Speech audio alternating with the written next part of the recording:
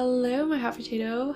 So in my last video, I finally shared probably the biggest secret of my life, and I know I've already shared so much with you, and a lot of you have seen my struggles and grew up with me and went through my journey as a freshman in college until now, my last semester in pharmacy school. Today I am just going to share with you another very personal and second part of my plastic surgery journey. You'll be seeing the good, bad, and ugly sides of all of it. In part 1, I showed you my consultation, and today you're gonna see what happened before my surgery, along with my post-surgery recovery and thoughts. And there will also be cute little separate Korea vlogs of all the fun places I visited, and of course, because food is life, the delicious food that I ate on my downtime. And yeah, if you haven't watched part 1 yet, I will be linking my plastic series playlist in the down bar if your body is ready for binge watching. But yeah, enough potato chatter, let's go. So it's 1 in the morning and I have completely lost all of my chill. I would be getting my nose job and my V-line under 6 hours of general anesthesia, and I had all these thoughts in my head. During my consultation, they did say that the facial contouring would be 4 of the 6 hours, and this includes like prep time, the surgery itself, stitching, and an hour of recovery time. And before all of this, I did tell myself that if I ever felt uncomfortable with something, I would get out. And so I just had to message Anna right away, and guys, she called me right away. And I was like, at first I was like, girl, is you a vampire? Like, what's going on? But she was so comforting and promised me that she and Shin would meet up with Bagi and the surgeon in the morning. And so I got some much needed sleep, and they worked their magic. And since my stay in Korea is longer than what's needed for facial contouring, I had a lot of spare time. So Docfinder actually took my thoughts into consideration and rearranged my surgery. So I was rescheduled for only facial contouring that morning, and my rhinoplasty was moved to 5 days after that. So I definitely made the right decision in coming here, and I felt 100 times more comfortable walking in the operating room. But anyway, Chloe and I went over my heart and health workup and then the pre-surgery checklist. But I also saw Dr. O once more to voice any last minute questions or concerns, and then I was off to the operating room. We couldn't film this next part, but I did meet with all the staff and Dr. O once more. I was just super duper chill before my surgery, and before I knew it, I was just completely out, just asleep. But I was greeted 4 hours later, so here I am in all of my puffy fat baby looking glory. Honestly, I do look worse than I felt. The pain was just a little sore pain. I rank it a 2 to 3 out of 10. It was more so annoying than it was painful. And of course, after facial contouring surgery, you are to stay at the hospital for 1 night. And Shantae also just completed her surgeries too, but she didn't have to stay overnight. I just really wanted to hang out with her, so Docfinderkorea and Bagi actually arranged for us to stay in the same room. She looked so funny. I could not stop cracking up. And here's Anna helping me to the bathroom because I was still coming down from the general anesthesia, so basically you could just say I was high.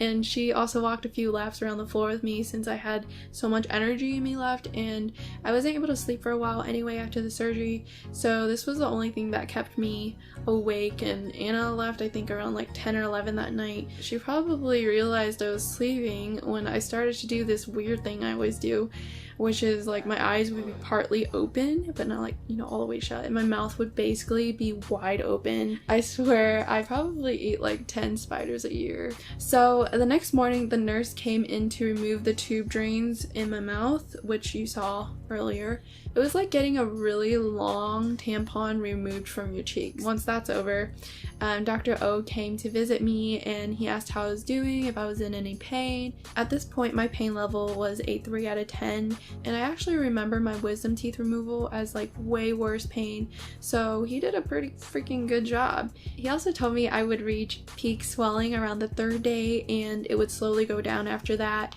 and that I could reach out to him if I had any more questions, and wished me a speedy recovery. After that, I was free to go back to the Bagi guest house. Anna and Dr. O actually gave me a bunch of tips on things to help with de-swelling, and one is light walking and basically just staying active instead of sleeping all day. And Shantae also walked with me to help with her de-swelling, but it was seriously the ultimate do not laugh challenge, since we just crack each other up, and yeah, it's dangerous since we don't want to rip our stitches. I also drank lots and lots of water and stayed active and walked about like 4 to 7 miles every day.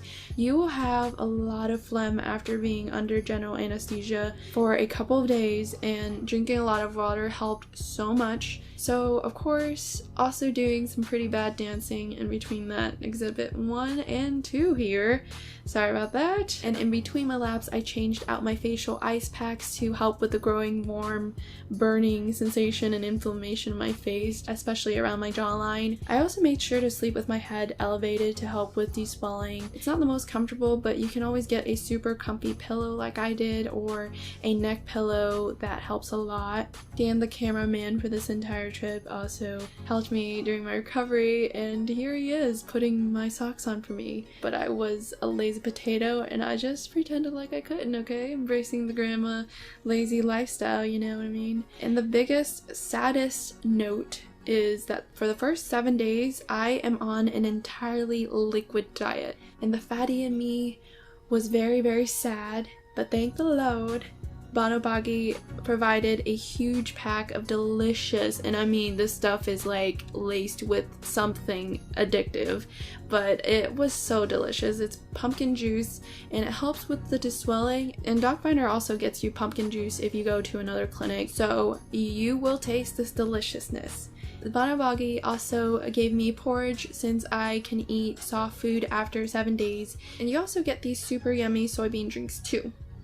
Anna also recommended a close by smoothie place, and I had Dan bring me some fresh fruit smoothies daily since I was hooked, and it was so cheap and so good.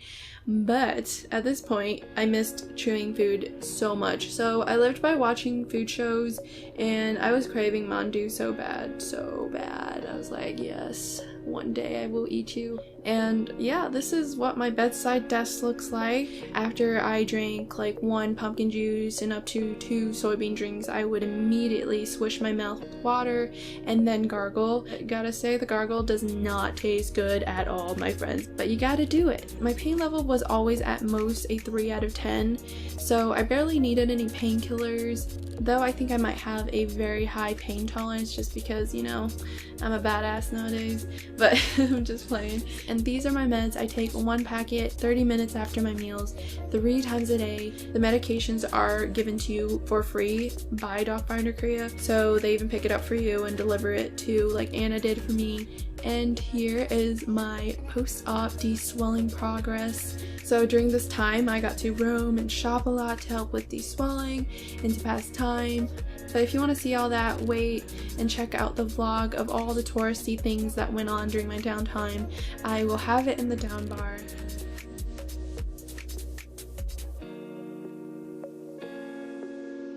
So after another fun-filled weekend, I was back at Banobagi Monday afternoon for my rhinoplasty.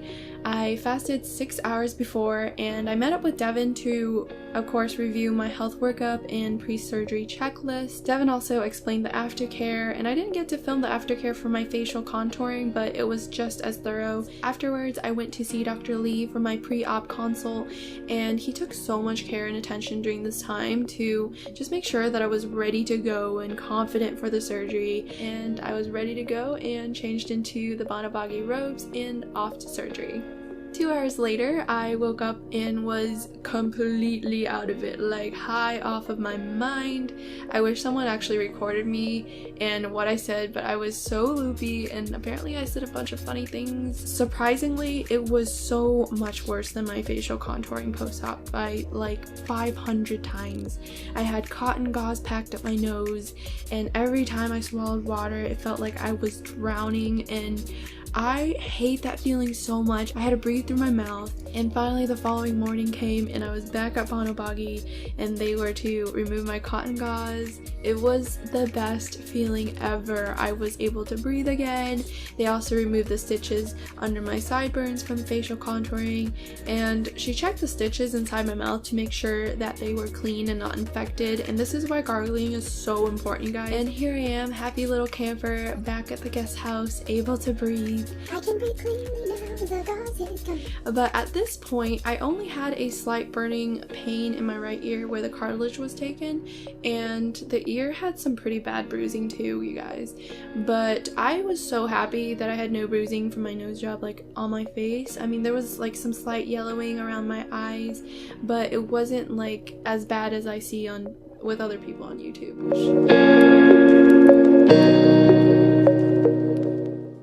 The next day, Shantae and I were off to see Dr. Kim at the Banobagi Dermatology Clinic for skincare and laser treatment consultation, and I just chatted about my concerns with acne scarring, skin dryness and dullness, along with my hyperpigmentation problems.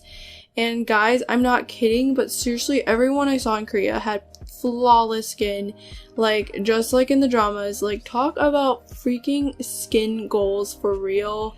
But yeah, my skin and laser treatments were scheduled for the following Monday, which is also a day before my flight back to the States, and that chunk of the video will be in part 3 along with my results, so check that out later. But for that same day, I had my dermatology swelling and bruise treatment, and Dr. Kim gave me a painless shot of an anti-inflammatory injection for the little pimple that thought it could chill on my jawline. But nope, Dr. Kim was just like, bye bish. Then I just took a nap while wearing this alien space helmet, which was actually a DermioCare facial for anti-aging, and it's an oxygen energy treatment, and it stimulates the cell metabolism while you're inhaling the oxygen, and that's made available to your whole body, especially your brain. And it was just really relaxing, and I fell asleep for like the 30 minutes since the bed was also heated. And then I was back at Banobagi for the hyperbaric oxygen treatment to help enhance my body's natural healing process, and you do this by inhaling 100% oxygen while under increased atmospheric pressure. It's basically the same sensation as being on an airplane, which can be uncomfortable for some people, but I just swallow a few times when I feel that pressure in my ears until I get used to it, and then you're gonna get used to it and you'll be in the clear then. But this is actually a really well established treatment for like several medical conditions. After that, I had my nose cast removed, and I was off to Banobagi again for the swelling and bruise treatment with the Smart Lux machine, and this was so relaxing and warm on my face. So again, I took what was probably my 50th nap that day after I stopped freaking out about how amazing my nose looked, even though it was super swollen still. So yeah, that is a good stopping point for this part of the series. In my video 3, I'll be sharing my skincare and laser treatments along with the post-surgery follow-up with the doctors and the results, of course. And I do realize I cannot answer everyone, so if anything, direct your questions to Docfinderkorea or Banobagi, especially if you're wondering about a specific surgery. And I will see you guys next time. Bye!